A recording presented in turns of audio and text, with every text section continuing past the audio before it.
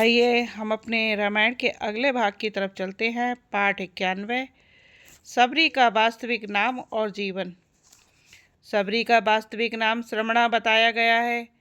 इन्होंने सबर जाति में जन्म लिया, इस कारण इनका नाम सबरी पड़ गया। संतजन कहते हैं कि इन्होंने भगवान श्री राम का इतना सब्र किया कि इनका नाम ही सबरी पड़ गया। सबरी के पिता भीलों के राजा थे। सबरी को श्री राम के प्रमुख भक्तों में गिना जाता है। सबरी के पिता भीलों के राजा थे। सबरी जब विवाह के योग्य हुई तो उसके पिता ने एक दूसरे भील कुमार से उसका विवाह पक्का कर दिया और धूमधाम से विवाह की तैयारी की जाने लगी। विवाह के दिन सैकड़ों बकरे भैंसे बलिदान के लिए लाए गए। बकरे भैंसे देखकर सबरी ने अपने पिता से पूछा, ये सब जानवर यहाँ क्यों लाए गए हैं? पिता ने कहा कि तुम्हारे विवाह के उपलक्ष्य में इन सबको बलि दी जाएगी। यह सुनकर सब बालिका सबरी को अच्छी नहीं लगी और सोचने लगी कि यह किस प्रकार का विवाह है, इसमें इतने निर्दोष प्राणियों का वध किया जाएगा।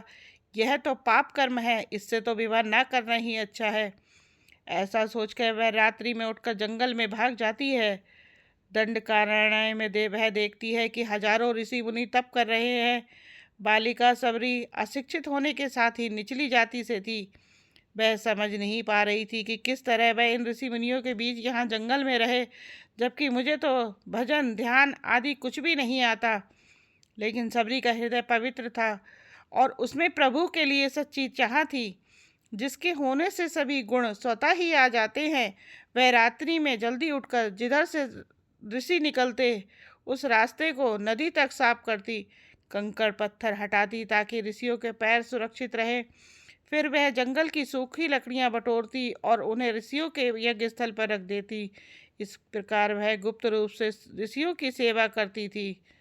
इसी के साथ आज का ये रामायण पाठ भी संपन्न हुआ। हम आगे अगले पाठ में फिर मिलेंगे। सियावर रामचंद्र की जय।